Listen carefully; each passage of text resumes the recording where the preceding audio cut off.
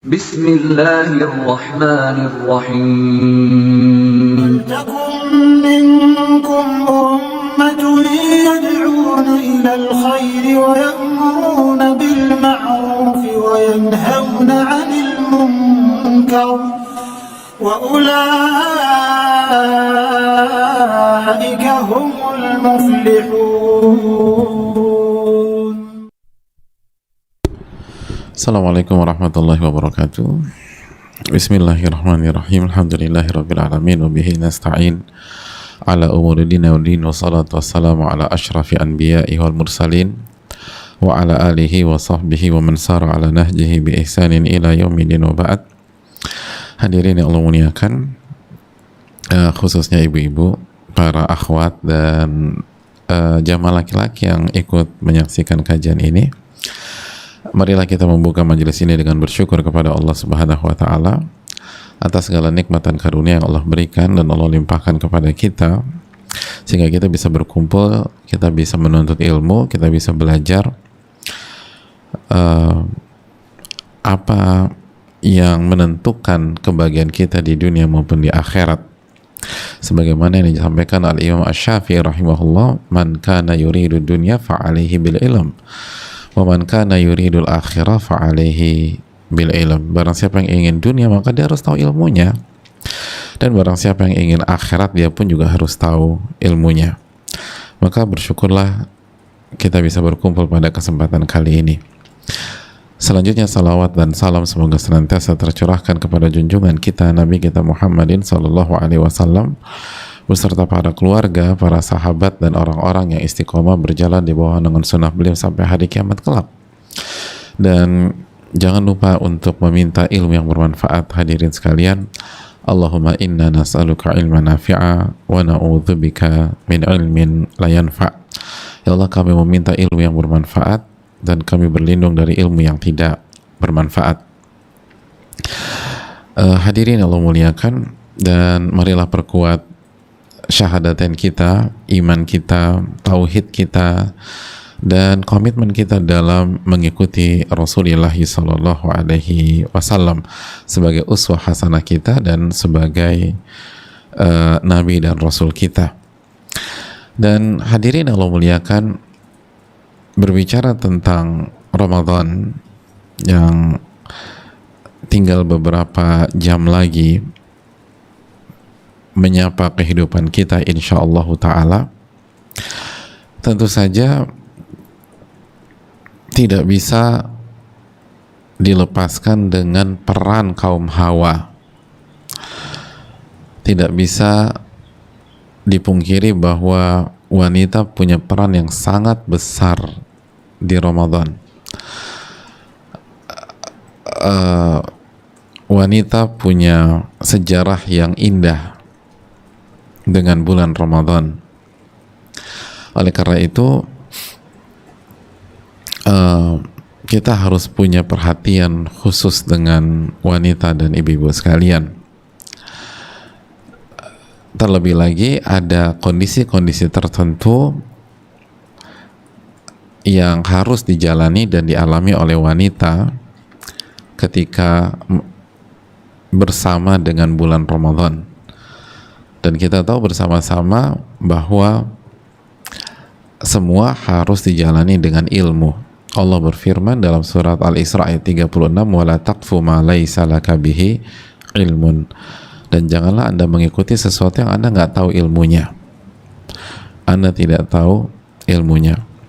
Dan banyak ibu-ibu atau wanita yang tidak sadar bahwa ada banyak lumbung pahala di Ramadan buat wanita.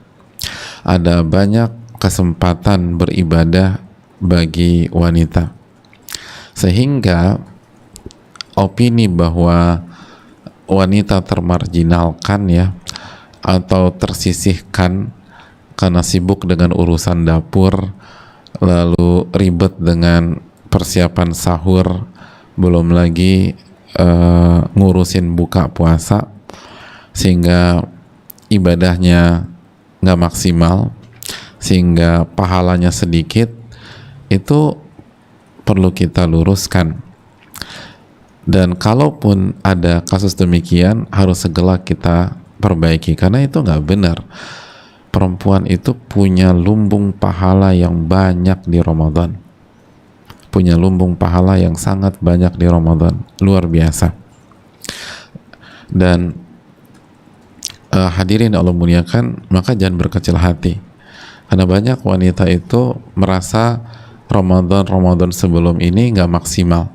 Itu tadi, ia sibuk urusan rumah, sibuk urusan dapur, sibuk belanja, sibuk nemenin anak untuk belajar dari rumah, belum lagi bersih-bersih, dan belum lagi kalau haid atau nifas, sehingga dia nggak bisa berpuasa, dia nggak bisa sholat.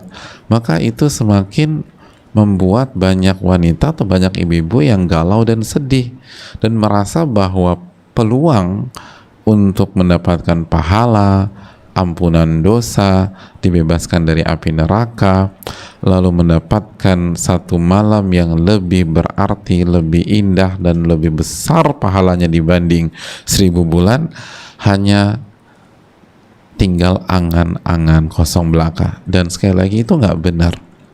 Dan kalau ada kejadian, sekali lagi harus kita segera perbaiki. Oleh karena itu, pada kesempatan kali ini, dengan segala kekurangan dan keterbatasan kita minta kepada Allah untuk diberikan ilmu yang bermanfaat dan bisa memaksimalkan lumbung-lumbung pahala bagi wanita.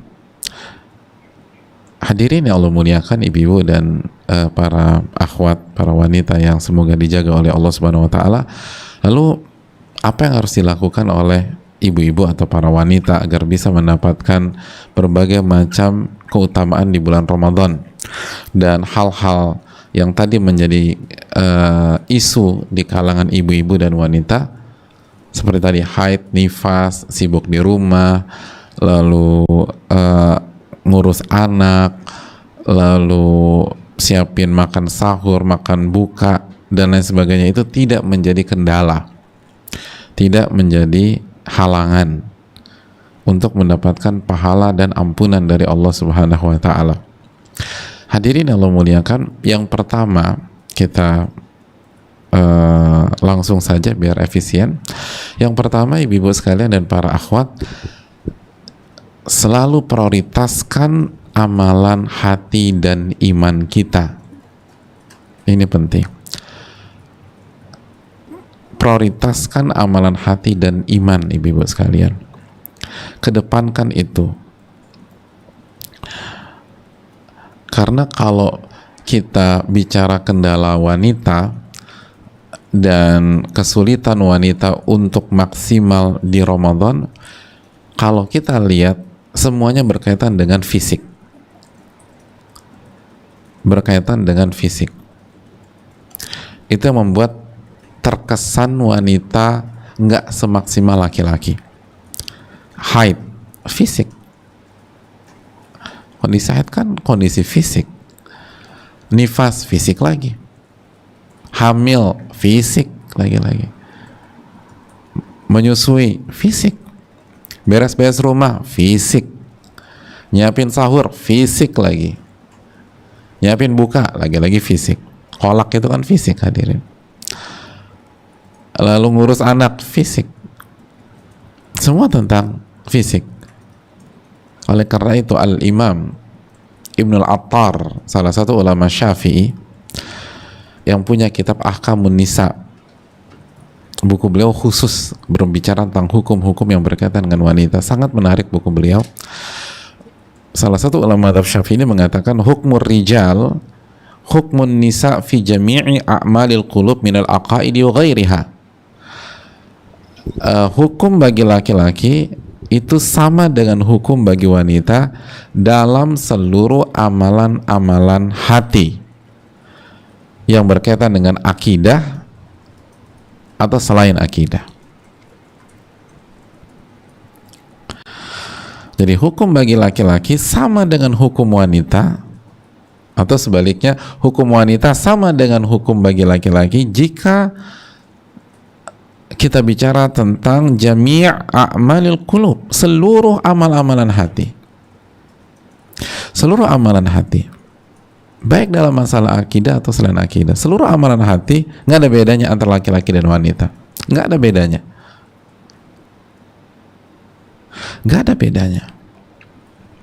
Jadi kalau ibu-ibu dan para akhwat ingin meraih pahala sebesar-besarnya dan apa namanya, dan ingin merubah kendala sebagai seorang wanita menjadi pahala, yaitu tadi haid, nifas, lalu hamil, lalu menyusui, lalu anak-anak, lalu beresin rumah, maka andalkan iman dan amalan hati kita. Kita sama dengan laki-laki kalau demikian. Tapi kalau kita andalkan siklus suci kita, kalah kita sama laki-laki. Laki-laki nggak ada haid. Kalau kita andalkan fisik kita, sulit kita, apalagi pas lagi hamil, capek, letih, hormon berubah.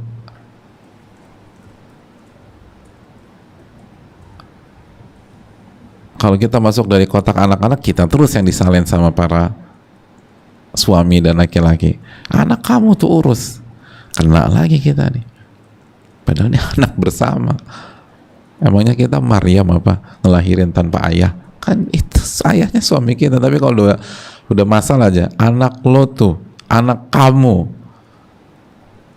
Ya, kalau sukses baru diklaim suami, ini baru anak ayah gitu. Kadang-kadang tuh ibu-ibu suka sebel sama suami. Nah, jangan andalkan itu, andalkan iman dan andalkan amalan hati. Dan Allah dan Rasulnya, jamaah sekalian, sangat baik kepada kita. Makanya kita tahu dalam hadis Bukhari, man shoma Ramadan, ketika Allah dan Rasulnya menjelaskan tentang puasa Ramadan, menjelaskan tentang taraweh dan qiyamul lail, menjelaskan tentang mencari Lailatul Qadar. Apa kata Nabi SAW? Man shoma Ramadhana imanan wahtisaban ghufira lahu ma taqaddama min dzambi. Barang siapa yang berpuasa Ramadan karena iman dan karena ihtisab. Ihtisab adalah mengharapkan pahala, gembira, senang, optimis, maka dosa-dosa dia akan diampuni oleh Allah Subhanahu wa taala. Lihat bagaimana Nabi kita mengaitkan antara puasa yang merupakan amalan zahir dengan iman dan ihtisab yang merupakan amalan hati. Bukan hanya puasa saja, tapi harus ada iman dan ihtisab. Ini menunjukkan amalan hati dan iman itu nggak bisa dipisahkan dengan Ramadan. Ini menunjukkan bahwa iman dan amalan hati adalah primadonanya Ramadan. Karena yang dijanjikan ampunan bukan hanya yang sekedar nggak makan, nggak minum. Yang dijadikan ampunan adalah bukan hanya sekedar orang yang puasa dari subuh sampai maghrib, tapi harus ada iman dan harus ada ihtisab, harus ada harapan, harus ada kegembiraan. Dan kegembiraan, harapan, antusiasme itu kan amalan hati semua.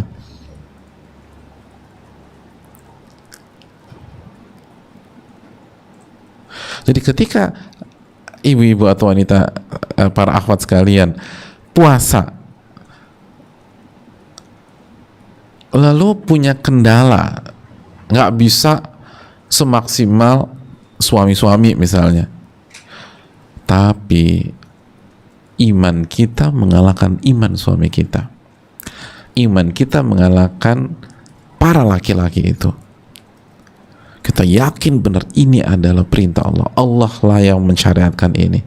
Kita beriman kepada rububiyah Allah, dan kita benar-benar menjalani puasa itu dengan penghambaan yang totalitas, walaupun secara fisik mungkin gak maksimal.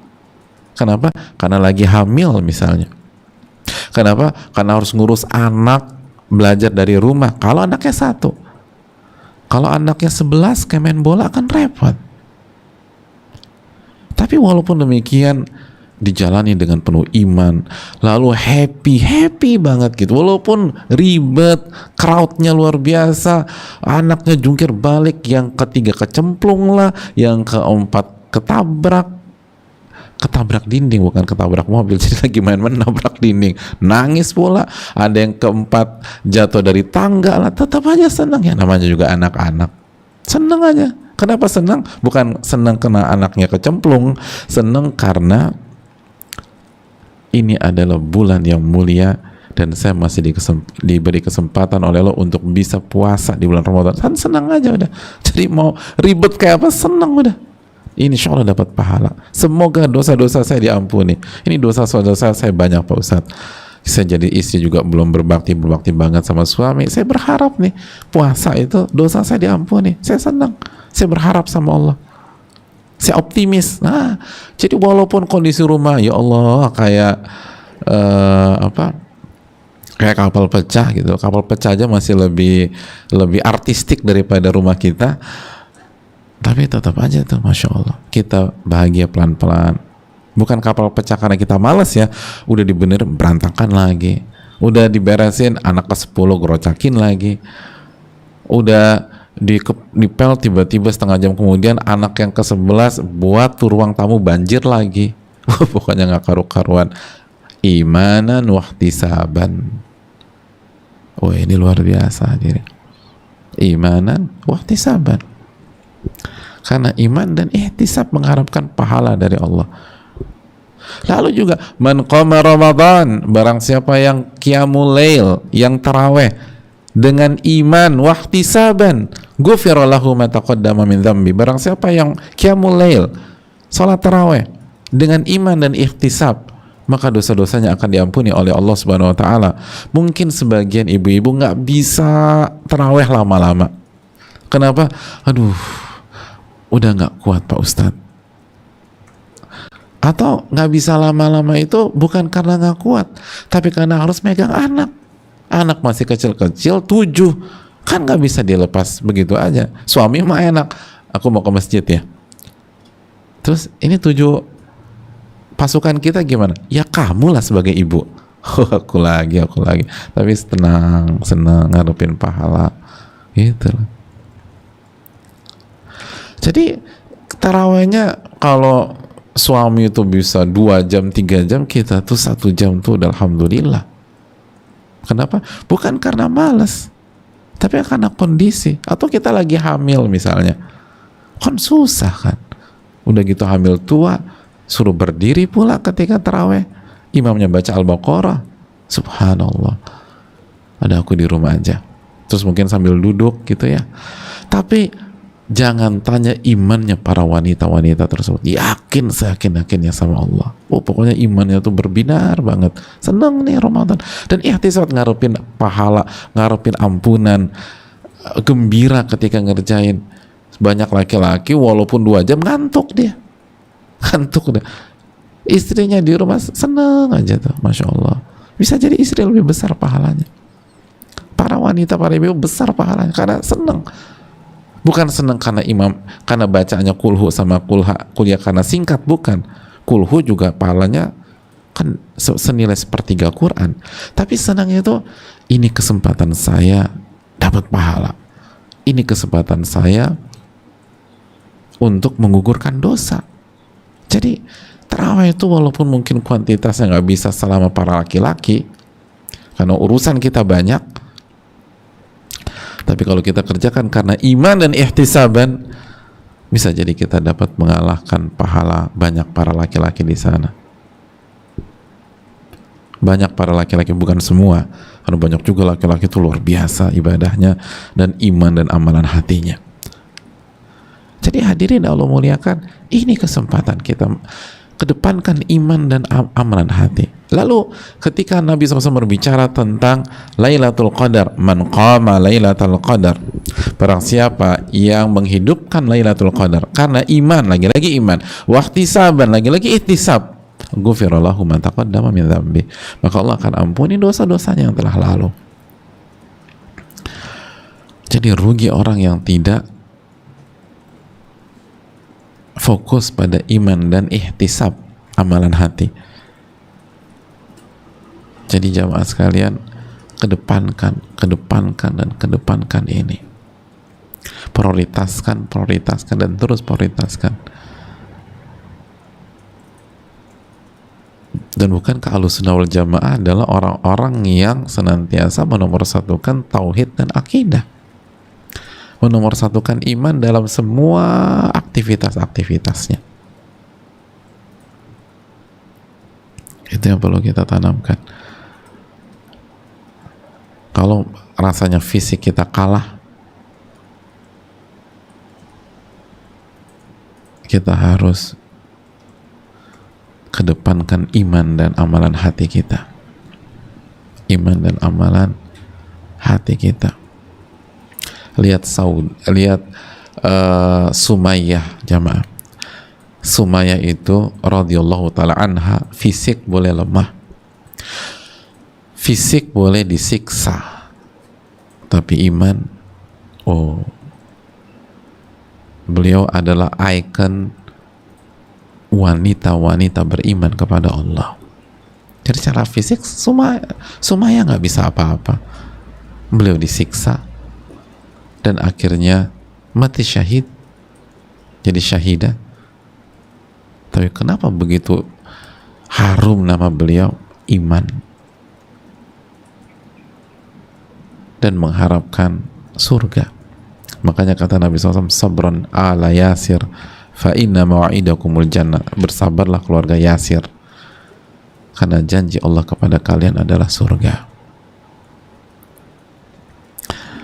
Dan terapkan ini dalam semua rangkaian ibadah-ibadah di Ramadan. Bukan hanya puasa, bukan hanya taraweh, bukan hanya nyari Lailatul Qadar, tapi semuanya. Iman dan amalan hati. Iman dan amalan hati. Iman dan amalan hati. Maka ibu-ibu akan punya banyak lumbung pahala di Ramadan. Yang berikutnya, hadirin yang Allah muliakan ibu-ibu sekalian, amalan-amalan yang hukumnya wajib ini kerjakan di Ramadan. Mulai dari iman, tadi udah kita bahas, iman tuh wajib kan. Sholat, jangan lupa sholat 5 waktu. Puasa Ramadan, karena masih ada juga wanita yang nggak puasa, padahal nggak haid, padahal nggak nifas, hamil juga enggak, apalagi menyusui, malas aja dia, subhanallah.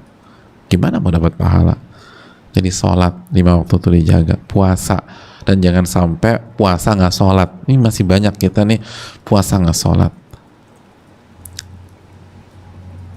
Itu fatal jamaah, fatal. Bahkan Ibnul Qayyim rahimahullah ta'ala mengatakan, ulama sepakat dosa orang sekali nggak sholat itu lebih parah daripada zina. Jadi jaga sholat 5 waktu, jaga sholat 5 waktu. Jadi kalau mungkin ibu-ibu atau para akhwat kurang maksimal secara fisik untuk taraweh, maka maksimalkan sholat maghrib dan isya, itu poinnya. Maksimalkan sholat subuh, gitu. Oke, taraweh secara fisik tadi ya.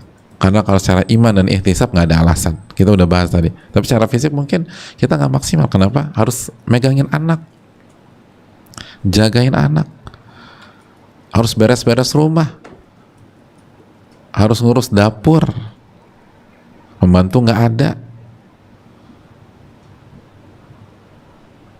Akhirnya taraweh nggak maksimal secara fisik. Jaga sholat isya dan sholat maghrib, jaga sholat isya dan sholat subuh. Dan kita tahu kan dalam hadis, barang siapa yang sholat isya berjamaah dan sholat subuh berjamaah, maka dia mendapatkan bonus pahala sholat semalam suntuk. Dan kalau ibu-ibu sholatnya sendiri di rumah karena mengikuti saran Nabi SAW untuk memilih di rumah, maka tetap mendapatkan pahala sholat berjamaah.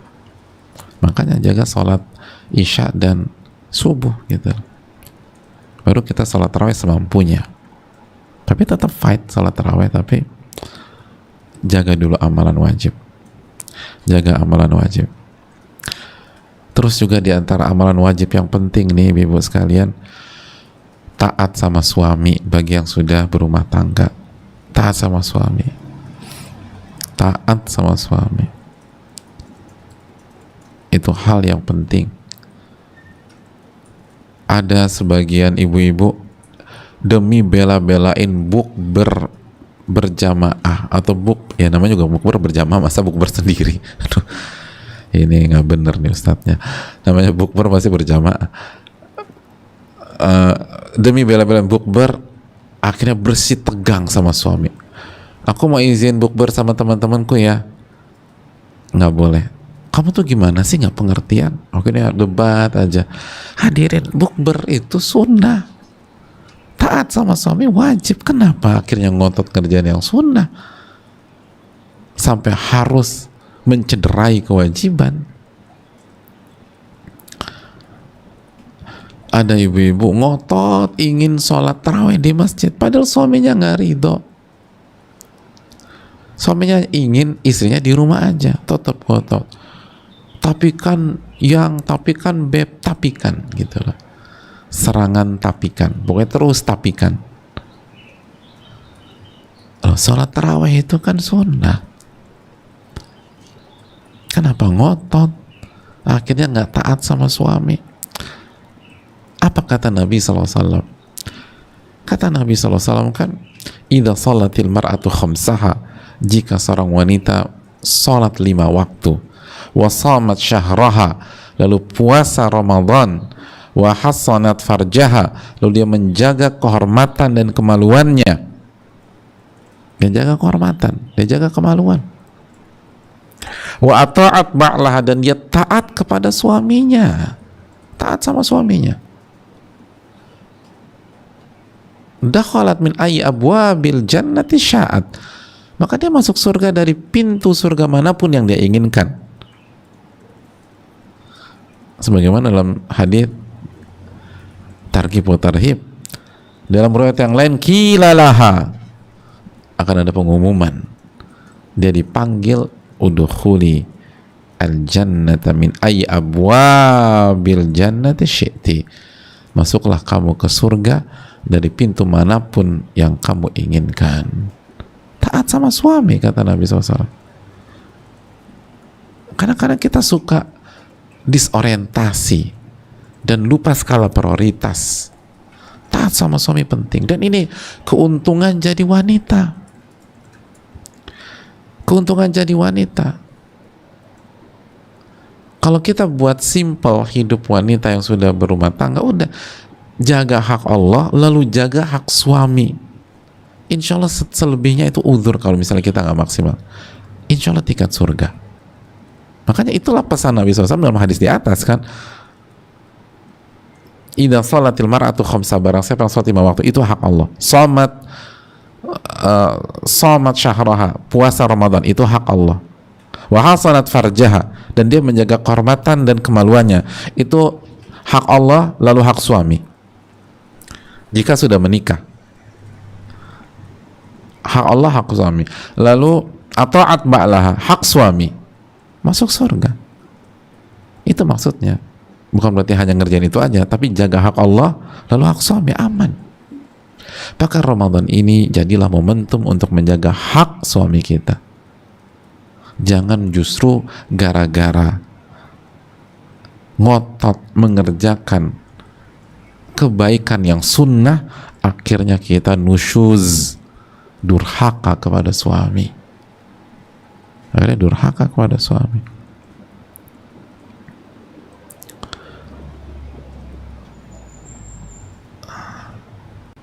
Gara-gara belain iktikaf, nanti akhirnya durhaka sama suami. Tiba-tiba suami pulang malam ke-21, hilang istrinya, nggak ada lagi, koper dibawa, dipikir kabur, minggat, padahal dia iktikaf di masjid komplek. Karena nggak bilang-bilang. Kenapa nggak bilang-bilang, Bu? Kalau bilang-bilang nggak boleh, Pak Ustadz. Mendingan aku fisabilillah aja. Ini bukan fisabilillah. Ini nusyuz, bisa jadi durhaka sama suami. Jadi taat sama suami, taat sama suami. Dan jangan sampai hal-hal yang nggak penting itu buat suami marah, buat kita nggak diridhoi sama suami. Karena kadang-kadang hal kecil gara-gara menu sahur lah kita ngotot. Padahal kalau kita ngikutin aja kemauan suami, aman udah. Masalah menu berbuka lah gitu, akhirnya ribut. Jangan sampai ribut. Taat, dan taat sama suami. Itu kunci surga kita. Apalagi di Ramadan, pahalanya dilipat gandakan oleh Allah Subhanahu wa ta'ala. Gitu jemaat sekalian. Taat sama suami itu penting. Bagi yang sekarang single nggak ada suami, maksimalkan yang lain. Dan ini jadi apa? Jadi ilmu. Kalau misalnya Ramadan tahun depan, insya Allah, atau 2 tahun yang akan datang, kita memiliki imam atau memiliki suami. Jadi dapat ilmunya, alhamdulillah. Dan bagi ibu-ibu yang misalnya suaminya meninggal dan sekarang kembali menjalani kehidupan single, atau misalnya divorce atau cerai, evaluasi. Iya ya, aku dulu tuh banyak dosanya sama suamiku. Ini kesempatan kita taubat kepada Allah. Kesempatan taubat kepada Allah. Di antara amalan wajib yang lain, birrul walidain. Nah, berbakti kepada orang tua. Jadi daripada Ramadan nelfon nggak jelas, mendingan telepon orang tua misalnya begitu. Birrul walidain. Beliin hadiah buat orang tua Ramadan. Ini semuanya dikasih, orang tua nggak dikasih.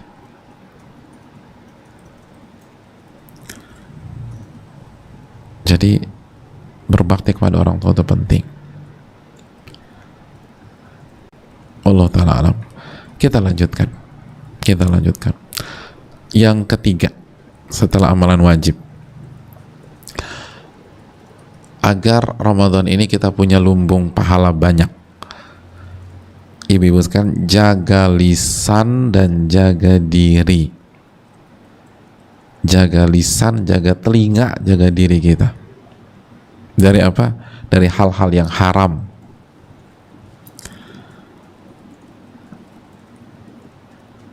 Hati-hati lisan.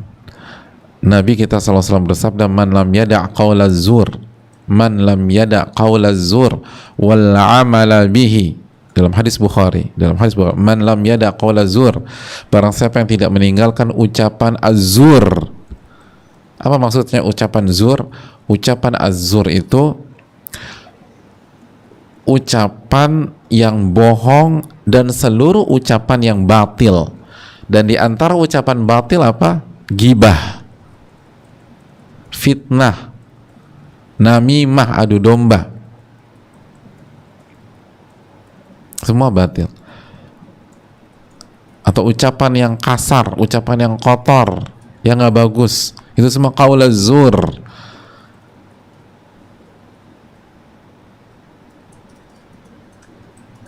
Barang siapa yang tidak meninggalkan ucapan az-zur, tadi kita udah jelaskan, bohong, gibah, namimah, adu domba, fitnah, dan seluruh hal-hal yang batil, wal amala bihi, dan perbuatan-perbuatan yang batil tersebut, wal jahal, dan maksiat, kebodohan, hal-hal bodoh, maksiat, falaysa lillahi hajah an yada'a ta'amahu wa syarabah, maka Allah tidak butuh saat dia meninggalkan makan dan minumnya. Maksudnya Allah nggak butuh dengan puasanya. Allah nggak butuh. Dijelaskan oleh para ulama seperti Al-Imam Ibnu Battal, puasanya kalaupun sah nggak diterima sama Allah Subhanahu wa ta'ala. Nah, ini hal penting, dan ini PR besar bagi wanita, karena salah satu PR besar wanita adalah jaga lisan. Jaga lisan.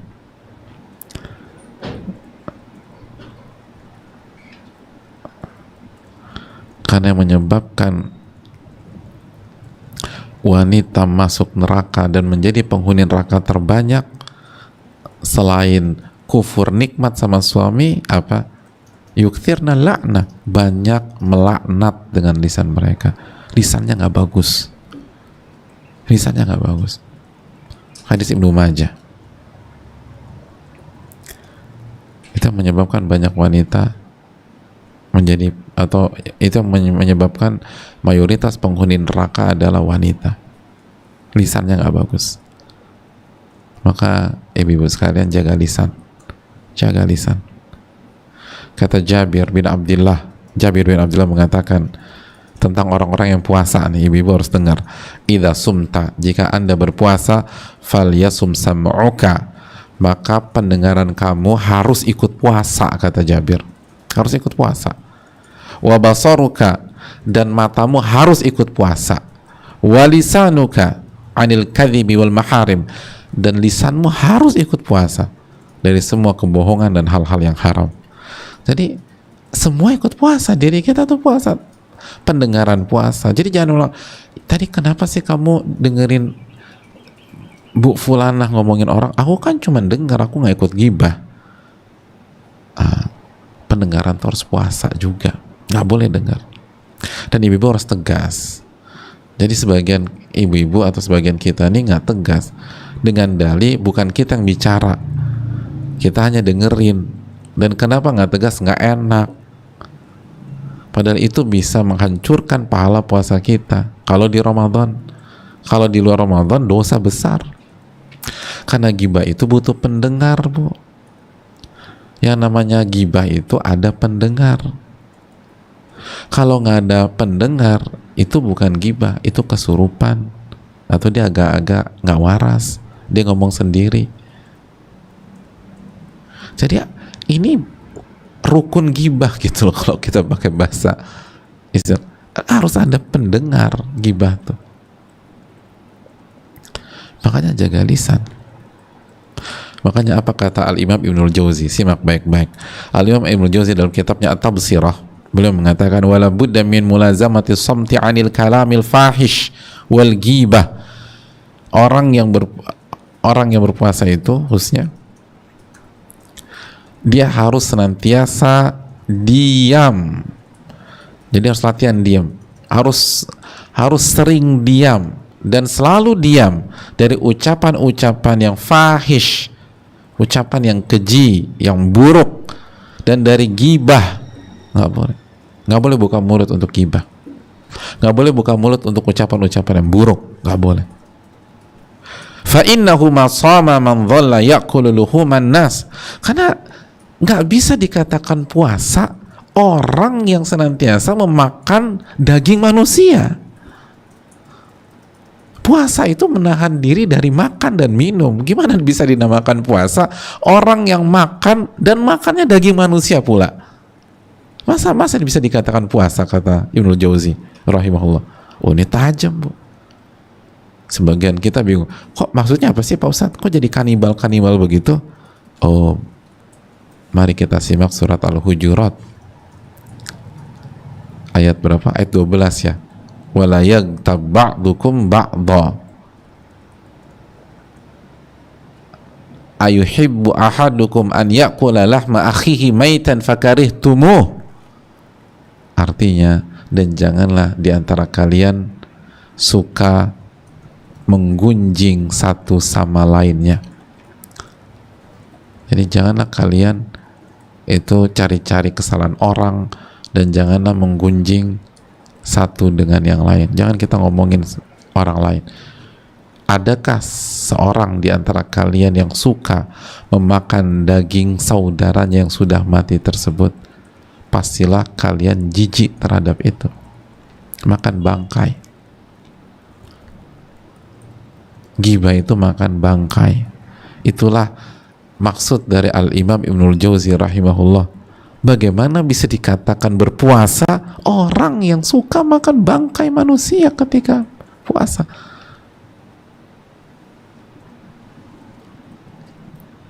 Oh, ini dalam. Kok bisa dikatakan puasa? Kan simpel aja. Pas puasa makan nasi uduk jam 9 pagi, batal apa enggak? Batal puasanya. Bisa dikatakan berpuasa nggak? Nggak bisa. Udah, makan nasi uduk nggak bisa dikatakan puasa. Lagi puasa makan bakso, bakso uratnya 2, bakso telur 1, bakso kecil-kecil, bakso gepeng 5, komplit banget tuh. Bisa dikatakan puasa nggak? Nggak bisa. Oh, makan semangkok bakso, itu bakso, itu nasi uduk, makan bubur ayam, nggak bisa dikatakan puasa kalau dia makan. Nah, kok bisa dia makan bangkai manusia? Bisa makan daging manusia itu? Apakah bisa dikatakan puasa, kata para ulama?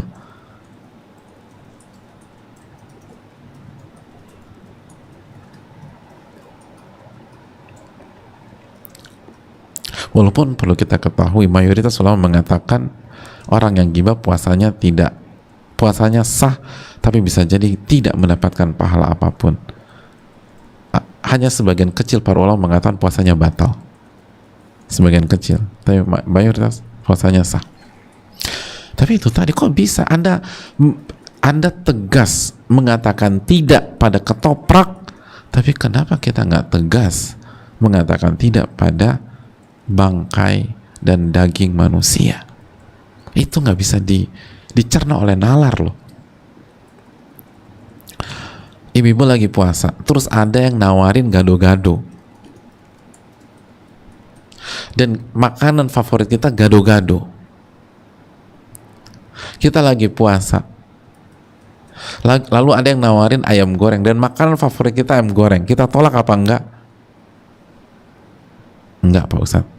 Bungkus, nggak bisa bungkus, hanya bisa makan di tempat atau nolak. Nolak apa enggak? Oh, kalau gitu aku tolak. Yang nawarin agak ngotot, kira-kira kita tegas atau karena kita sungkan kita makan? Oh, saya tegas, Pak Ustadz. Enak aja dia nawarin begitu. Aku kan lagi puasa. Tapi gado-gado favorit ibu loh. Walaupun gado-gado, itu bisa tegas. Kenapa giliran bangkai manusia nggak tegas? Dan ngomongin aib orang, keburukan orang, itu makan bangkai manusia. Ini yang perlu kita camkan. Ini yang perlu kita renungkan. Jelas ini? Jadi jaga lisan, jaga telinga, jaga diri, jaga mata juga. Kadang-kadang kita nggak ghibah, tapi kita baca berita tentang aib orang. Kita baca tentang gosip lah, tentang inilah, atau kita nonton. Daripada itu mendingan baca Quran, hadir. Daripada itu mendingan tadi telepon orang tua. Daripada gitu mendingan ikut kajian atau dengerin kajian. Itu hal-hal yang gak bermanfaat. Oke, kita lanjutkan. Lumbung pahala berikutnya. Lumbung pahala berikutnya buat ibu-ibu sekalian, sedekah. Nah, itu. Perbanyak sedekah di Ramadan. Itu lumbung pahala. Dan secara khusus Nabi SAW sudah wanti-wanti ibu-ibu sekalian untuk bersedekah. Kata Nabi SAW dalam hadis riwayat Al-Imam Ibnu Majah, ya ma'syaran nisa tasaddaqna, wahai wanita bersedekahlah, wa aktsirna minal istighfar, dan perbanyak istighfar, fa inni ra'aitukunna aktsara ahlin nar, karena aku melihat kalian menjadi penghuni terbanyak api neraka. Itu. Perbanyak sedekahlah, perbanyak kasih orang sedekah, infak, karena kalian itu aku lihat penghuni neraka terbanyak.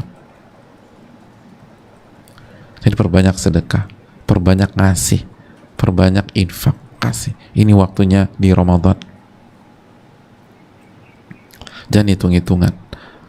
Kalau di bulan yang normal aja kita diminta sedekah sama Nabi, apalagi di Ramadan.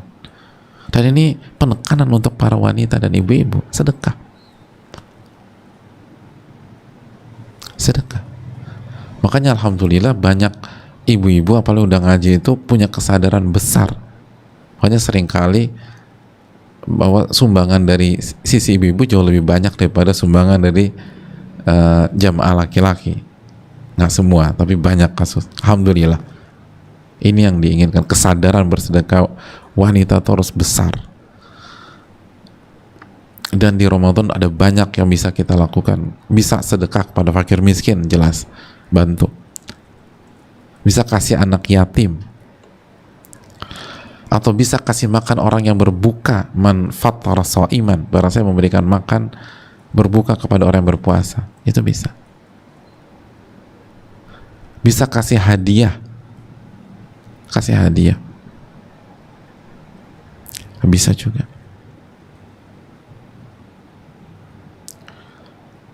Saya mau kasih hadiah sama teman saya, itu kasih. Dan kalau bingung barang, kasih uang misalnya. Uang tuh manfaat. Sebaik-baik harta yang baik itu di tangan orang yang soleh, kata Nabi SAW. Manfaat uang itu. Kasih, infak, sedekah, kasih hadiah, dan perbanyaklah. Perbanyak memberi di Ramadan. Ini lumbung pahala buat ibu-ibu sekalian. Dan jangan takut miskin. Mana kasat sadaqatun min mal, sedekah itu nggak akan mengurangi harta, kata Nabi sallallahu alaihi wasallam dalam hadis riwayat Muslim. Itu yang perlu kita camkan. Wallahu taala alam bisawab. Yang berikutnya, yang ke-5, perbanyak baca Quran, zikir, istighfar. Perbanyak baca Quran, zikir, dan istighfar. Perbanyak. Bulan Ramadan, bulan Al-Quran. Syahrul Ramadan alladzi unzila fihil Quran. Bulan Ramadan, bulannya Al-Quranul Karim. Bulan diturunkannya Al-Quran dalam surat Al-Baqarah ayat 185. Jadi perbanyak baca Quran. Dan buat target hadir, nggak ada masalah. Dan semaksimal mungkin.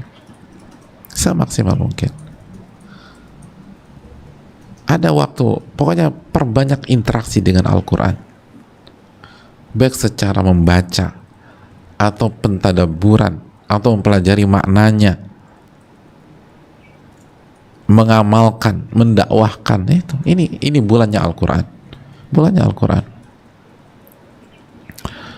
Al-Quranul Karim.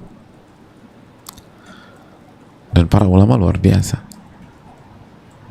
Kita tahu Imam Syafi'i rahimahullah 2 kali khatam di Ramadan sehari. Berarti beliau 60 kali khatam. Dan ini bukan hanya Imam Syafi'i saja. Imam Abu Hanifah pun diriwayatkan demikian. 60 kali khatam di bulan Ramadan ini.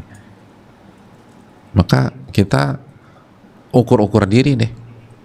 Kira-kira kalau Imam Syafi'i ulama kebanggaan kita 60 kali khatam, kita berapa ibu-ibu? Ya memang susah bisa 60, Bu. Kira-kira ngukur diri berapa? Aku tuh 59 aja Pak Ustadz. Bagus kalau bisa 59 kali. Kalau bisa. Tapi kalau nggak bisa ya udah. Minimum sekali khatam lah di Ramadan. Masa nggak khatam-khatam juga? Bahkan kalau bisa 2 kali khatam. Bisa kok. Kenapa nggak bisa? Bismillah, dengan pertolongan Allah. Tinggal minta pertolongan lalu atur waktu. 1 juz, kalau 1 kali kan 1 hari 1 juz. 1 juz itu 10 lembar secara umum. 10 lembar kan enak diatur 24 jam, masa nggak dapat? 10 lembar berarti 10 lembar. Jadi kalau sejam kita baca 1 lembar, 10 jam selesai. Kalau 2 kali khatam berarti 1 hari 2 lembar. Insya Allah dapat 2 lembar kok. Kok 2 lembar sehari? Sehari 2 juz. Berarti sehari 20 lembar. Bisa loh 20 lembar. Insya Allah bisa. Asal diatur. Dan kalau udah waktunya baca, nggak ada yang boleh ganggu. Nggak, saya mau baca. Bisa. Ada yang bertanya, Ustadz, mana yang lebih afdal? Baca sebanyak-banyak sehingga khatam atau baca dengan pentadaburan? Kata Syekh Sulaiman Ar-Ruhaili, ibu-ibu dan jamaah sekalian, punya dua sesi aja. Sesi membaca Al-Quran dan sesi mentadaburi. Sesi baca tafsir misalnya. Dan sesi baca tafsir tuh nggak usah muluk-muluk. Kita bisa mentadaburi satu ayat sehari aja, itu luar biasa loh. Satu ayat sehari kita baca tafsir, kita renungkan, terus korelasinya dalam kehidupan kita, lalu kita amalkan, itu satu hari satu ayat, itu luar biasa. Kan mentadaburi, kalau cuman tahu sih lebih mudah, tapi mentadaburi lalu berusaha diamalkan kan susah, diresapi dalam diri gitu loh. Kita baca alhamdulillahirabbil alamin, terus kita renungkan apa itu alhamdu, pujian yang lahir dari rasa cinta, terus tanya, saya ini udah cinta sama Allah atau belum ya, kan gitu. Itu baru alhamdu aja. Rabbil alamin, apa arti Rabb? Itu luar biasa loh. Jadi dibagi waktu aja, waktu baca Quran, udah baca Quran sebanyak-banyaknya, lalu ada waktu untuk mentadaburi, baca Quran. Terus juga perbanyak zikir ibu-ibu di Ramadan, perbanyak zikir. Makanya itu rumah berantakan, rumah kayak kapal pecah, kita harus sapu lagi, diberantakan lagi, kita harus bersihin lagi. Akan sia-sia kalau kita nyapu sambil ngedumel. Tapi kalau nyapu sambil baca tasbih, nyapu sambil bertahmid, alhamdulillah, nyapu sambil baca subhanallah walhamdulillah wala ilaha illallah wallahu akbar, nyapu sambil bersalawat, Allahumma sholli ala Muhammad wa ala ali Muhammad, terus itu kan lumbung pahala. Nyapu sambil beristighfar, ingat tadi apa permintaan Nabi SAW kepada ibu-ibu sekalian, ya ma'syaran nisa, wahai para wanita, bersedekahlah dan perbanyaklah istighfar. Itu wanita terus perbanyak istighfar. Tadi hadis Ibnu Majah, karena aku melihat kalian menjadi ahli penghuni neraka terbanyak nanti. Perbanyak istighfar. Di dapur istighfar, nyuci piring istighfar, nyiapin makanan buka istighfar, nyiapin sahur istighfar. Apalagi sahur kan, wabil ashari hum yastaghfirun, orang-orang beriman tuh di waktu sahur tuh istighfar. Jadi kita tuh sambil nyiapin, sambil masak, sambil dadar telur, istighfar ketika sahur. Istighfar. Itu lumbung pahala.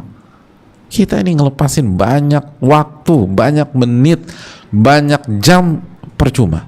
Padahal kalau kita bisa sambil membasahi lisan kita dengan istighfar, dengan zikir, itu luar biasa. Itu luar biasa. Wallahu ta'ala a'lam bishawab. Yang berikutnya, jaga salat-salat sunnah. Jaga salat-salat sunnah juga. Salat rawatib, salat duha, salat sunnah wudhu. Habis wudhu, salat sunnah 2 rakaat. Terus tentu saja primadonanya Ramadan, salat taraweh. Salat taraweh. Dan kalau salat taraweh nggak bisa panjang-panjang, tadi kedepankan iman dan ihtisab. Jadi pas sholat tarawih tuh seneng aja kita tuh, senang, alhamdulillah bisa sholat tarawih lagi. Allah kasih kesempatan bisa sholat tarawih di tahun ini. Nggak semua orang bisa Allah kasih kesempatan sholat tarawih. Sholat tarawih jaga. Jangan sampai ada satu malam yang kita lalui tanpa sholat tarawih. Kecuali kalau kita haid, kecuali kalau kita nifas. Allahu ta'ala alam bishawab.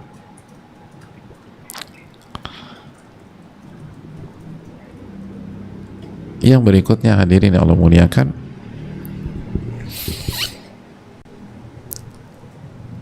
ini juga perlu kita tekankan, dan sebenarnya bisa masuk di sebelumnya. Lumbung pahala wanita di Ramadan adalah ngurus dan didik anak dan jaga rumah. Itu juga lumbung pahala. Dan ini bisa dimasukkan ke kewajiban tadi. Jadi karena tadi belum disebutkan, kita sebutkan. Karena Nabi mengatakan sallallahu alaihi wasallam, wal mar'atu ra'iyatun wa mas'ulatun an baiti zawjiha wa auladih. Istri itu pemimpin, penanggung jawab. Dalam hal apa? Dalam dua hal. Anak-anak, atau dalam dua hal. Yang pertama rumah, dan yang kedua anak-anak. Jadi jangan berdalih Ramadan, jangan berdalih karena taraweh rumahnya berantakan. Jangan, beresin rumah. Itu ditanya sama Allah. Allah tanya nanti. Dan pahala besar. Lihat, mainkan atau tanamkan iman, niat. Kenapa kita beresin rumah? Karena Allah akan tanya saya, dan ini tanggung jawab saya, tanggung jawab. Dan anak-anak diurus. Jangan karena ngejar-ngejar khataman, dan itu sunnah, akhirnya anak-anak terbengkalai. Anak-anak terbengkalai. Anak-anak diurus, anak-anak dididik. Tapi yang perlu kita ingat, sekali lagi, ngurus anak, didik anak, dan urusan rumah jangan berlebih-lebihan. Seringkali sebagian ibu-ibu terpancing, akhirnya waktu habis cuma untuk ngurusin rumah, terpancing. Apalagi kalau mendekati lebaran, khususnya dalam kondisi normal, ibu-ibu kan terpancing untuk mempercantik rumahnya, mengkinclongkan rumahnya untuk open house nanti ketika lebaran. Akhirnya nggak baca Quran, akhirnya nggak taraweh, sibuk aja beres-beres. Jangan berlebih-lebihan. Udah cukup seadanya aja. Nggak usah semua direnov segala macam. Sampai tukang masih harus kerja di malam takbiran demi agar lebarannya bisa open house dan bangga gitu ngeliat rumahnya oke. Udah, jangan kesana lah, sayang gitu loh. Jadi jaga aja, tapi jangan berlebih-lebihan. Anak-anak juga jangan diturutin semuanya. Didik dan urus, bukan diikutin seluruh keinginan anak. Akhirnya kita nggak bisa ngapa-ngapain. Dan edukasi anak biar untuk beribadah di bulan Ramadan ini, itu hal yang penting. Wallahu ta'ala alam bisawab. Iya, terakhir, dua dari terakhir, ada dua kondisi yang menjadi kekhususan para wanita dan ibu-ibu. Yang pertama adalah ketika haid dan nifas.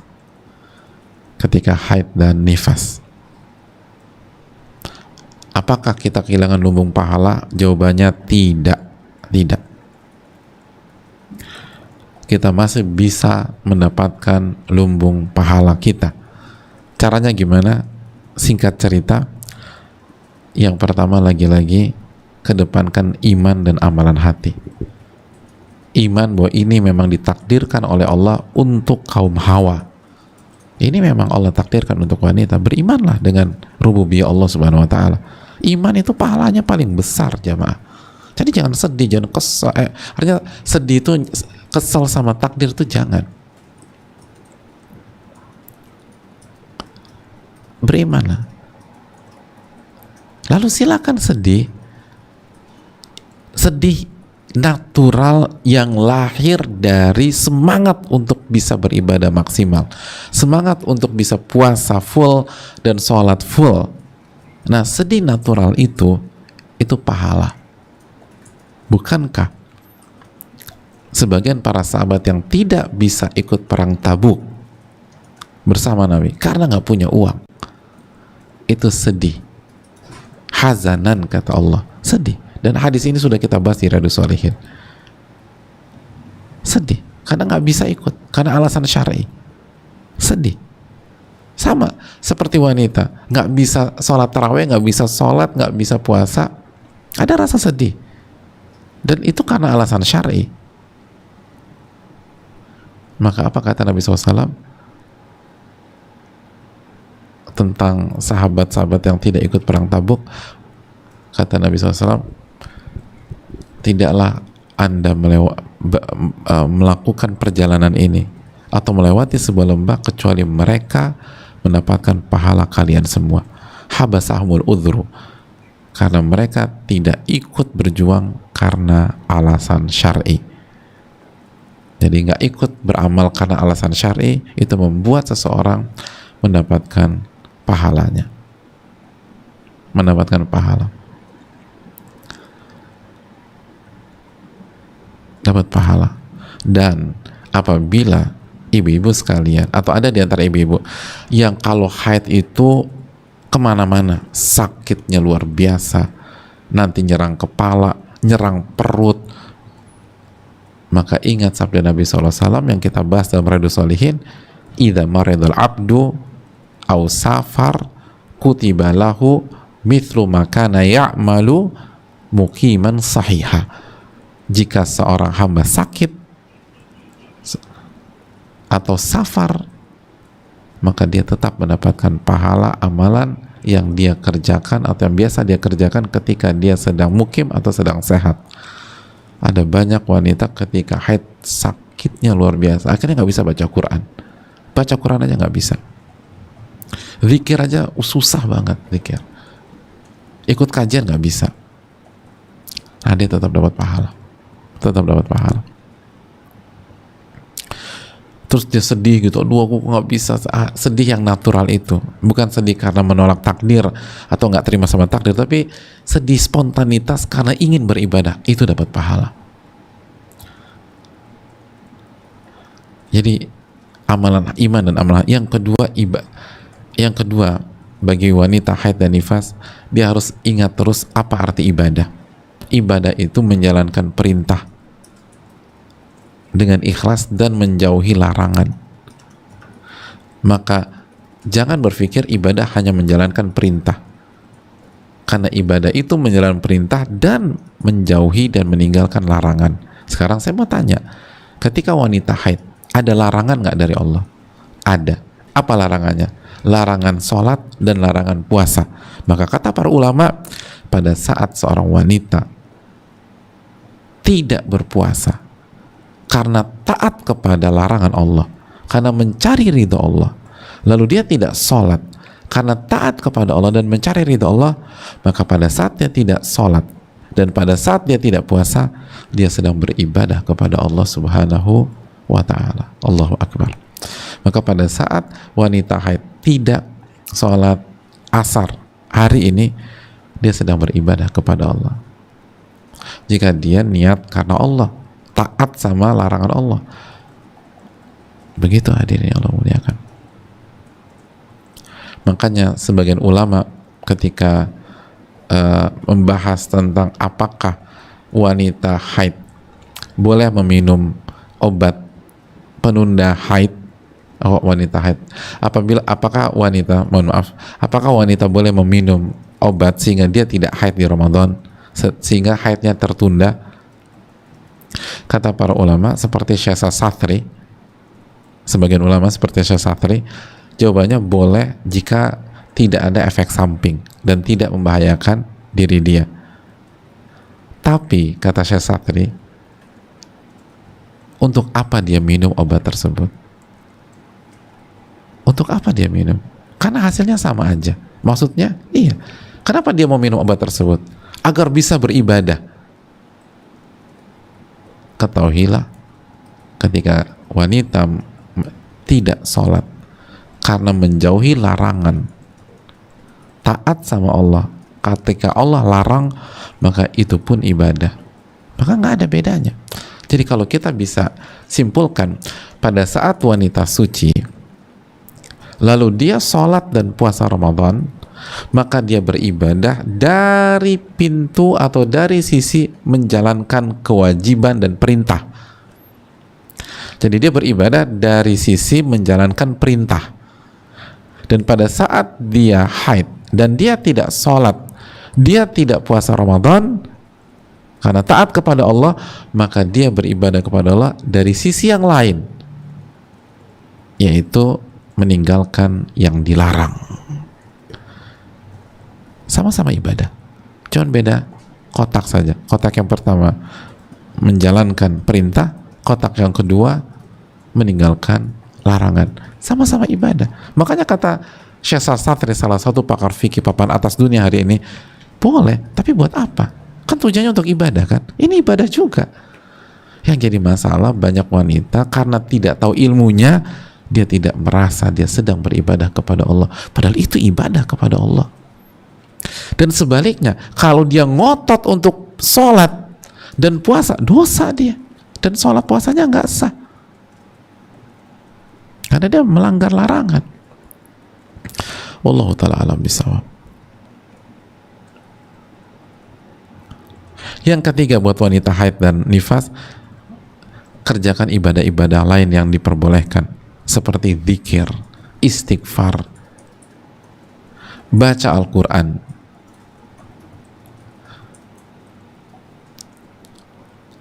Tapi perlu kita ketahui, memang membaca Al-Quran bagi wanita haid khilaf para ulama. Wallahu ta'ala alam, pendapat yang saya lebih cenderung ke hal tersebut, dengan segala keterbatasan saya, wanita haid bisa membaca Al-Quran, tapi hindari sentuhan langsung agar keluar dari khilaf. Dan ini pandangan Imam Malik, riwayat dari Imam Ahmad, dan salah satu pandangan Imam Syafi'i, dan ini pandangan Sa'id bin Musayyib, ulama terbaik di masa tabi'in. Boleh baca Quran bagi wanita haid, tapi tadi kita katakan kalau bisa nggak nyentuh langsung dengan kertas mushaf, bisa pakai sarung tangan atau pakai media lain, atau dengan gadget, karena layar itu sudah sebagai pembatas, jadi pakai gadget bisa. Walaupun sebagian ulama besar seperti Said bin Jubair, seperti Mujahid, seperti Abul Aliyah mengatakan nggak ada masalah nyentuh, tapi mayoritas ulama bilang tidak. Jadi agar aman, mendingan kita keluar dari khilaf. Jadi walaupun sebagian ulama papan atas dunia klasik itu membolehkan, tapi banyak sekali ulama yang melarang wanita haid menyentuh mushaf, sehingga agar lebih aman kita keluar dari khilaf, kita tidak menyentuh mushaf tersebut, karena juga enak, bisa pakai media lain kok, bisa pakai gadget, ada layar, aman, dilapisin kaca kan begitu. Terus atau kalau kita mau pakai mushaf, kita pakai sarung tangan, aman juga. Kalau nggak ada sarung tangan, ya pakai tisu gitu diambil, atau pakai handuk kecil, aman lah pokoknya. Dan insya Allah aman, bismillah. Jadi banyak baca Quran, banyak terus baca. Terus yang juga bisa dikerjakan wanita haid dan nifas, kasih makan berbuka. Karena dengan kasih makan berbuka, kita dapat pahala orang tersebut. Jadi ketika kita nggak bisa puasa, kita kasih makan orang berbuka, kita dapat pahala di hari itu. Dari sisi itu juga, jadi enak. Jadi gunakan alternatif yang ada gitu loh. Jangan pasrah gitu aja. Ada banyak cara. Wallahu ta'ala alam bisawab. Yang terakhir, kondisi wanita yang hanya dimiliki oleh wanita adalah ketika hamil dan menyusui di Ramadan. Dan ketika hamil dan menyusui di Ramadan, yang pertama yang perlu kita camkan, wanita hamil dan menyusui wajib berpuasa. Wajib berpuasa. Karena sebagian pihak berpikir kalau hamil dan menyusui otomatis boleh nggak puasa. Enggak. Hukum asalnya wajib berpuasa. Wajib berpuasa. Nah, namun jika wanita atau ibu hamil dan menyusui khawatir, nah ini khawatir akan kondisi dia atau buah hatinya, baik dia rasakan secara real, bukan sugesti, tapi dia rasakan kok nggak nyaman, atau memang diarahkan dan direkomendasikan oleh dokter, maka dia bisa tidak puasa ambil rukhsah, dia nggak puasa.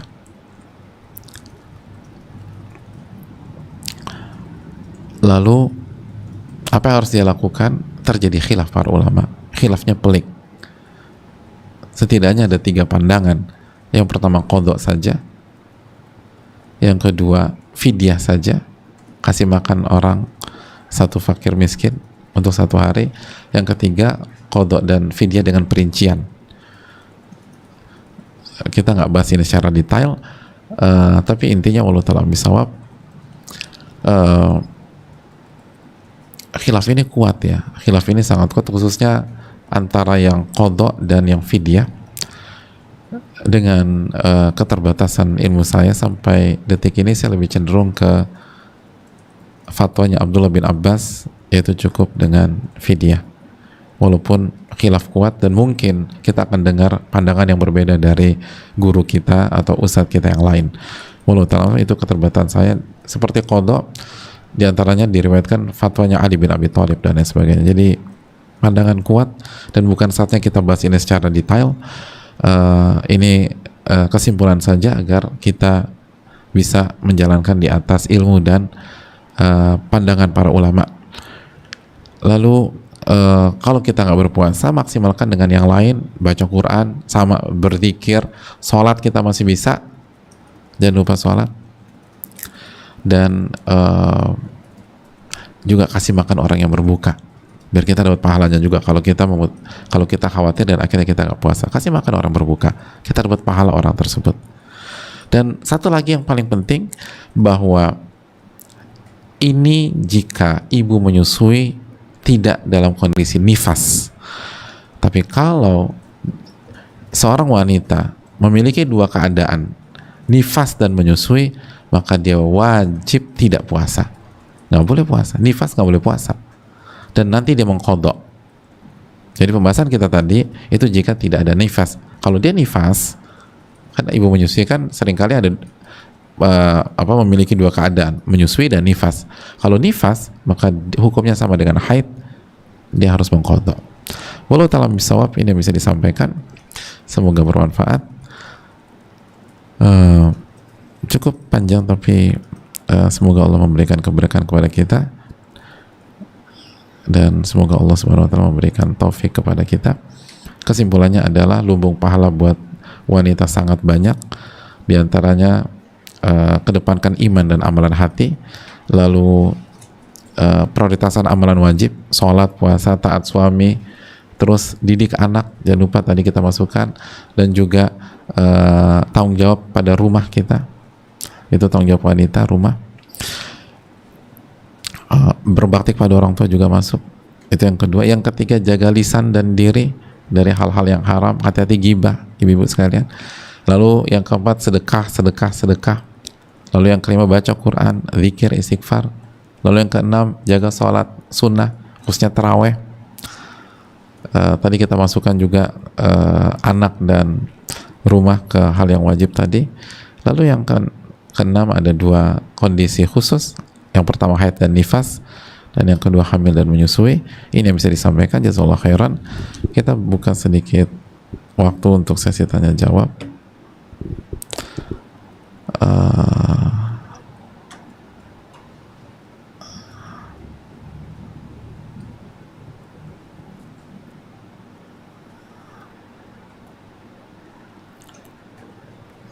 Assalamualaikum warahmatullahi wabarakatuh Pak Ustadz. Waalaikumsalam warahmatullahi wabarakatuh. Izin bertanya, ibu saya sudah tidak bisa puasa dalam Ramadan saat ini. Jika uang fidyahnya dibayarkan ke saudara sendiri, apakah diperbolehkan? Terima kasih Pak Ustadz.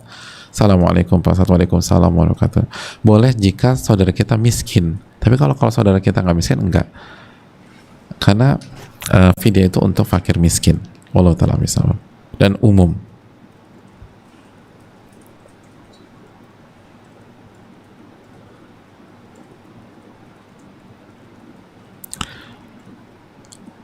Assalamualaikum warahmatullahi wabarakatuh. Waalaikumsalam warahmatullahi wabarakatuh. Semoga Ustadz dimudahkan di dalam menjawab pertanyaan ini, dan saya dimudahkan Allah dalam mengamalkan jawabannya tersebut. Amin ya rabbal alamin.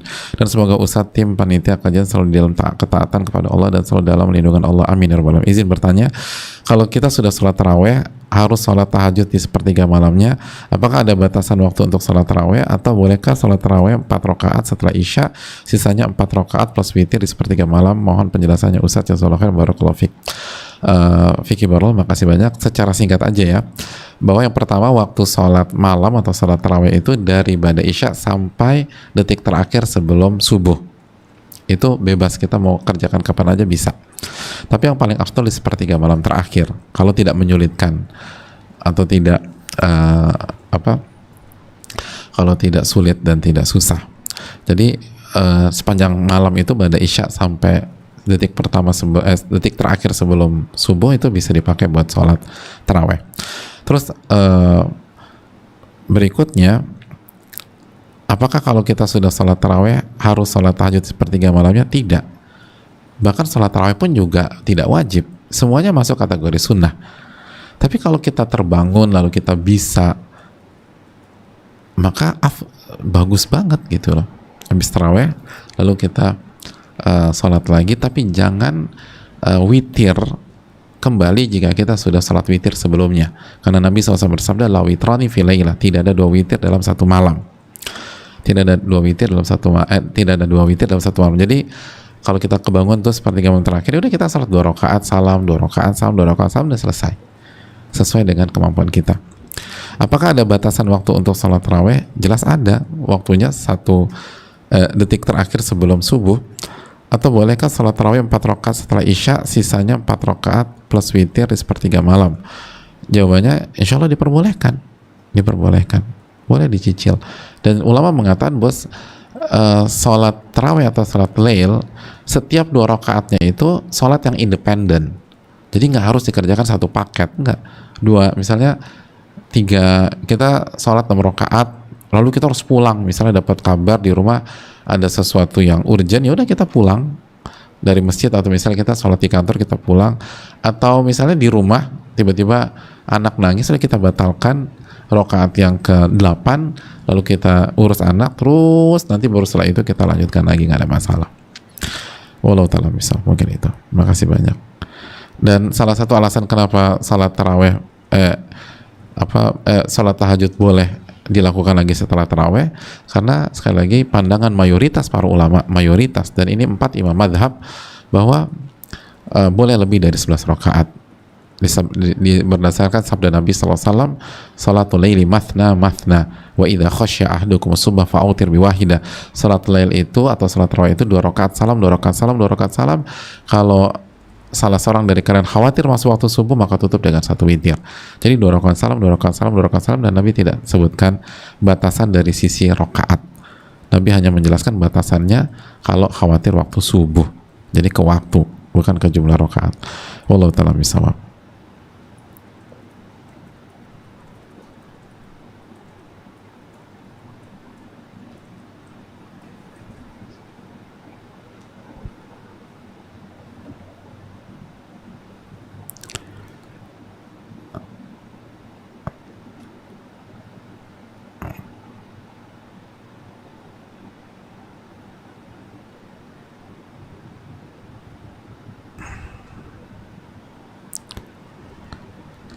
Ya.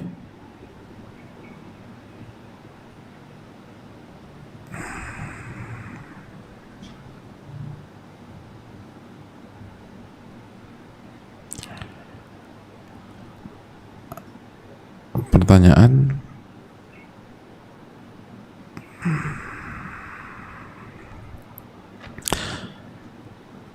Assalamualaikum, waalaikumsalam.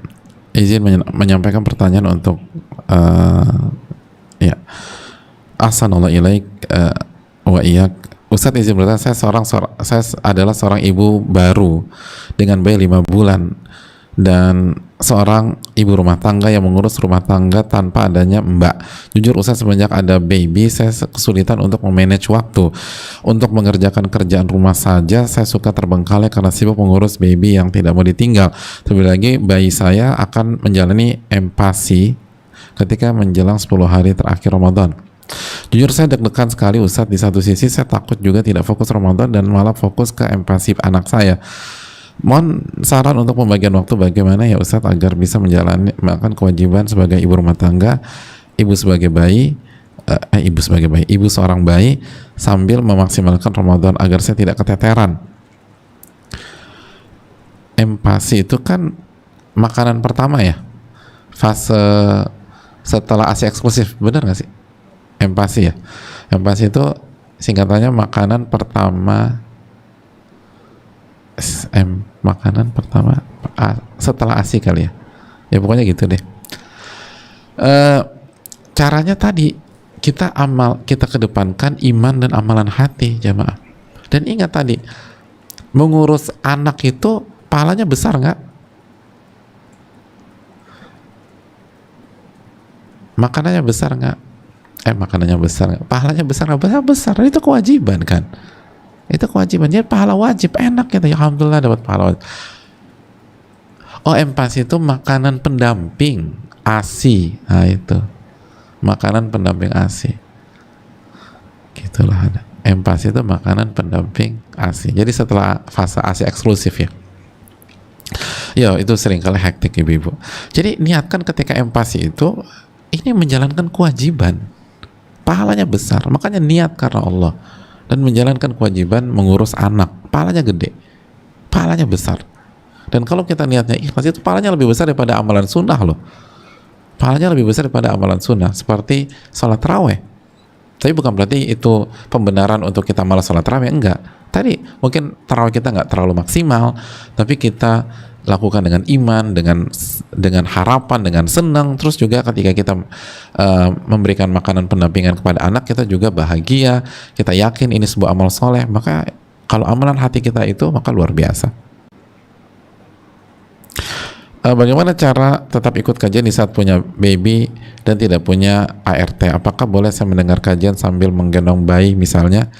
Jadi mungkin ada adab kajian yang tidak bisa dilaksanakan sepenuhnya. Contoh, tidak pakai pakaian syar'i karena di rumah sambil menggendong dan mengurus bayi, atau boleh sambil menyusui. Apakah boleh Ustadz? Karena kalau nunggu lowong sepertinya agak sulit. Jazakallahu khair, barakallahu fikum. Nasihat dari Syekh Saleh Al-Utsaimin, nggak ada masalah, bagus. Kita tuh bertakwa kepada Allah semaksimal mungkin. Kalau memang kondisinya demikian ya sudah, yang bisanya cuma itu, ya udah jalanin aja, itu nggak ada masalah, bagus. Wallahu ta'ala bishawab.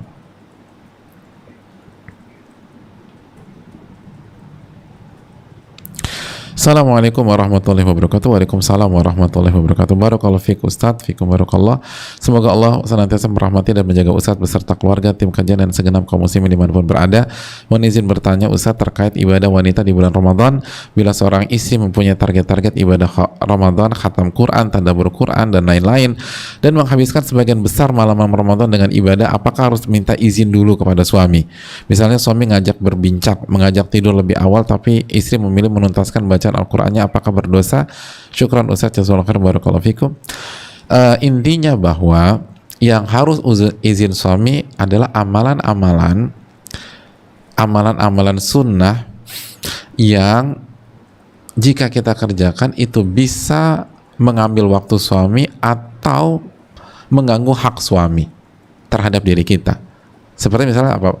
Puasa sunnah. Kalau kita puasa kan ada hak suami di sana. Kalau suami membutuhkan kita atau menginginkan kita nggak bisa, itu harus izin. Tapi kalau ibadah wajib nggak pakai izin. Aku boleh sholat zuhur nggak? Ya harus sholat zuhur mbak, bukan izin suami gitu loh. Jadi itu tadi. Nah konteksnya ini, misalnya suami mengajak berbincang, mengajak tidur lebih awal, tapi istri memilih menuntaskan bacaan Al-Quran, apakah berdosa? Ya kalau begini harus izin suami, karena hak suami ditemenin misalnya. Jadi kalau suami minta tidur lebih cepat, lalu kita pengen baca Quran, minta izin dulu, boleh nggak saya baca Quran terlebih dahulu? Atau misalnya win-win gitu, win-win. Kita temenin suami sampai beliau tidur, baru kita baca Quran gitu loh. Tapi yang jadi masalah beliau tidur, kita ikutan tidur gitu loh. Itu kalau bisa gitu tuh lebih bagus. Tapi minta izin pokoknya oke ya. Jadi misalnya aku penuhi hak kamu, udah pokoknya nggak akan ganggu sampai suami nyaman tidur, udah bisa itu kita baca Quran lagi. Kalau bisa gitu itu lebih afdal. Allah ta'ala alam.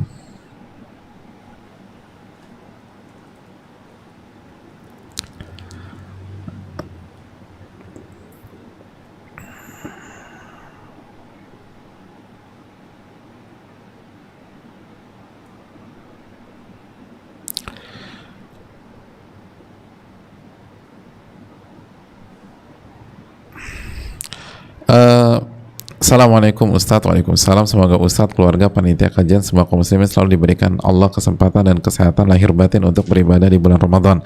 Izin bertanya, bagaimana solusi agar bisa mendapatkan peluang pahala bulan Ramadan yang besar dengan keterbatasan kondisi saya? Kedua, saya sedang mengandung 7 minggu dan dalam fase mual muntah yang hebat dan tidak nafsu makan. Dokter saya menganjurkan untuk tidak berpuasa. Kondisi ini pun membuat saya mendadak tidak bisa memasak. Selalu mual mencium bau bumbu dapur, tidak bisa menyiapkan makanan karena nggak bisa mencium bau nasi serta lauk pauk. Melayani suami di tempat tidur saat malam hari pun tidak bisa. Saat ini saya merasa memberatkan suami dalam mengurus saya dalam kondisi seperti ini. Kedua, kesedihan ini tidak bisa dipungkiri. Tahun pertama Ramadan bareng suami dengan kondisi kurang maksimal seperti ini. Bagaimana solusinya Ustadz? Apakah ada amalan lain yang bisa menjadi lumbung pahala saya? Ya ada. Dan itu kajian kita sekarang. Jadi kita nggak bisa ngulang lagi. Kalau nggak selesai-selesai. Jadi tinggal dilihat aja poin di atas. Dan yang kedua, yang poinnya adalah kesedihan yang muncul secara spontanitas dan proporsional harus sesuai porsi loh. Jangan overdosis, itu bahaya. Jadi proporsional, sedihnya proporsional sebagaimana sedihnya sahabat yang tidak bisa ikut perang Tabuk. Jadi sedih, aduh kok kayaknya aku jadi nyusahin karena aku tuh pengennya berkhidmat sama suami, bukan jadi seperti ini gitu loh. Tapi di satu sisi jangan berlarut-larut sedih. Kita lihat bahwa rahmat Allah ini luas. Ramadan itu pintu rahmat dibuka, jadi nggak mungkin kita terhempas dengan kondisi begini. Berarti ada yang salah dengan kita. Jadi sekali lagi nikmatin lah, apalagi ini Ramadan pertama bareng suami, dan nikmati dirawat oleh suami, itu kan luar biasa. Betapa banyak wanita nggak mendapatkan kondisi ini. Betapa banyak wanita ditinggal sama suaminya, dicuekin sama suaminya, suaminya pergi sana pergi sini nggak diperhatikan. Jadi jangan lupa bersyukur kepada Allah. Jadi kan ini poinnya. Mana sih banyak. Saat ini saya merasa memberatkan suami dalam mengurus saya dengan kondisi seperti ini. Jadi merasa sedih, iya.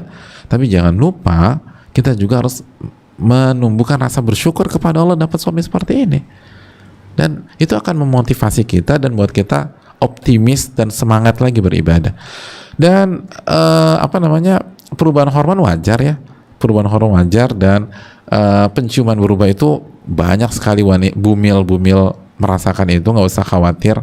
Mungkin ini karena pengalaman pertama aja dan juga baru 7 minggu, jadi mungkin cukup shock dan harus adaptasi. Insya Allah setelah adaptasi semua akan lebih baik. Maka banyak doa dan banyak takarub kepada Allah Subhanahu wa Ta'ala. Mungkin itu.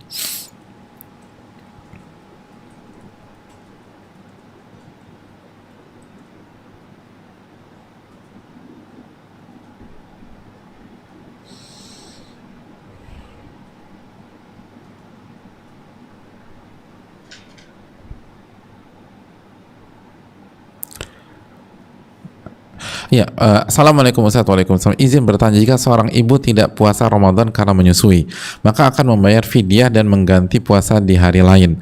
Jika di antara hari-hari itu si ibu datang bulan, apakah berarti yang dibayar fidyah selain hari-hari datang bulan itu saja?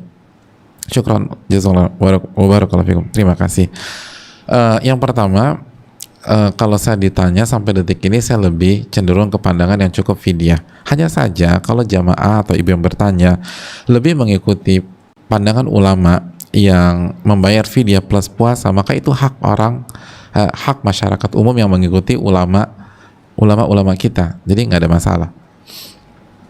Jadi kalau memang pandangan yang dikuatkan adalah pandangan itu, ya udah, karena pandangan itu juga kuat dan ada ulama klasik yang merojikan itu. Dan ini adab dalam masalah khilaf.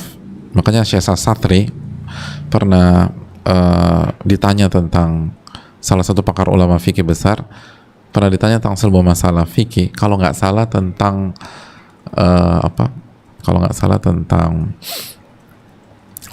mencat rambut pakai warna hitam, lalu beliau merojihkan. Lalu di akhir jawabannya beliau bilang gini, tapi kalau penanya merojihkan pandangan yang lain karena mengikuti ulama yang lain, maka nggak ada masalah. Yang penting orang awam itu tanya kepada ahli ilmu. dalam masalah-masalah khilafiyah ijtihadiyah, perbedaan pendapat yang kuat seperti ini. Nah, kita lanjutkan. Jika di antara hari-hari itu si ibu datang bulan di hari-hari Ramadan ya, apakah berarti yang dibayar fidyah selain hari-hari datang bulan tersebut? Iya benar, datang bulan harus qadha, jelas. Jadi fidyah itu di luar mens, di luar datang bulan. Kalau datang bulan atau nifas, maka jelas langsung qadha, nggak ada pembicaraan fidyah. Karena yang dilihat itu bukan kondisi menyusuinya, yang dilihat adalah kondisi mens atau datang bulannya, mens atau nifasnya. Wallahu ta'ala alam. Ya, saya rasa cukup, sudah jam segini. Makasih banyak, semoga bermanfaat. Dan tunggu sebentar.